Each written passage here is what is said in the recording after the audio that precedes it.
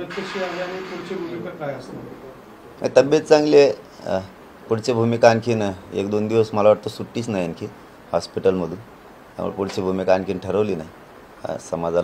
समाजात जाऊन चर्चा करून पुढची भूमिका ठरावी लागणार आहे. फक्त एकच की मराठा समाजानं लय अफवांवर विश्वास ठेवू नका. कारण सोशल मीडियावरती अंतरवालीच्या बाबत मला जी आज माहिती मिळाली ती रात्रीच्या बाबतची, की मंडप काढून देणार आहेत असं तसं, तर तसं सध्या काय नाही आहे. कारण DYSP खांबे साहेबांना ती जबाबदारी घेतलेली की आम्ही नेणार नाहीत, काही नाही. कारण पोरं काय एखाद्याने टाकलं तर थोडं खात्री करत जा. तुम्ही लक्ष ठेवा हो या मताचा. आपण जागरूक असलं पाहिजे मराठा समाज, परंतु अफवांवरती विश्वास ठेवू नका. तसं काही होणार नाही. आणि दुसरी गोष्ट की सरकारला सगळ्यांनी मेल करणं खूप गरजेचं आहे. राष्ट्रपती महोदयांना, पंतप्रधान महोदयांना, महाराष्ट्राचे राज्यपाल आणि मुख्यमंत्री की सगळ्या सोयऱ्यांची अंमलबजावणी करा आणि आंतरवालीसह महाराष्ट्रातील मराठा समाजावर चाललेली दडपशाही थांबवा, याबाबत सगळ्यांनी मेल करा. तिसरा विषय पुन्हा सांगतो की आपण पोरांच्या परीक्षा आता, म्हणून आपण रास्ता रोको आपले जे आंदोलन आहे ते आपण स्थगित ठेवलेले आहेत सगळे.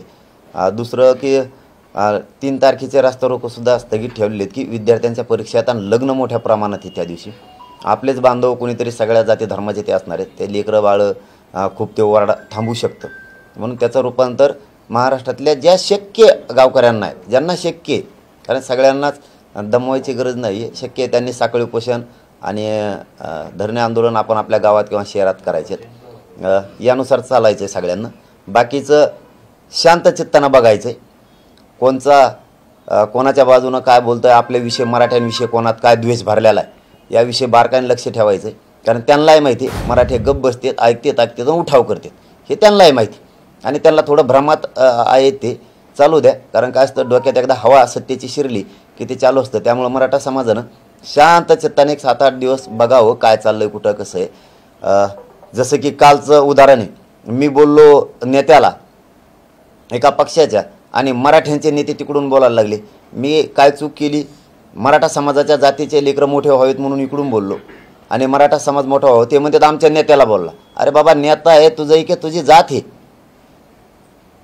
यावरही बारीक लक्ष ठेवायचे. कारण पुढं त्यांना गरज आहे थोड्या दिवसात. त्यामुळे मराठा समाजाने लढताना बारकाईने लक्ष ठेवून सुद्धा लक्ष ठेवायचे की कोण काय विरोधात बोलतोय आणि मंत्री, मुख्यमंत्री, उपमुख्यमंत्री कसे षड्यंत्र रचतात याच्यावर बारकाईने लक्ष ठेवायचे, सावध राहायचे. किती द्वेष भरलेला आहे मराठ्यांविषयी यावरही बारकाईने लक्ष ठेवायचे आणि आंदोलनं आहेत ते शांततेत सगळ्यांनी करायचे.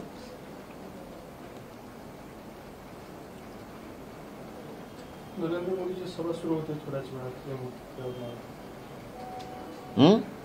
मोदी साहेब महाराष्ट्रात आले, त्यांची सभा थोड्याच वेळात सुरू होती. चांगली गोष्ट आहे ना. का सांगतील मराठा आरक्षणाबद्दल द्या म्हणून सगळ्या सोयऱ्यांची अंमलबजावणी त्यांना सांगतीलच.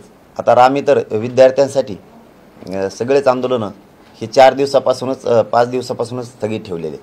ते विद्यार्थी आहेत, सामाजिक कार्यक्रम आहेत काही. आमची लढाई हटलेली नाही आहे, लढाई सुरू आहे. बघतोय आम्ही सुद्धा कोण किती द्वेषानं भरलेला आहे मराठाविषयी, ते मराठा समाज बघतोय.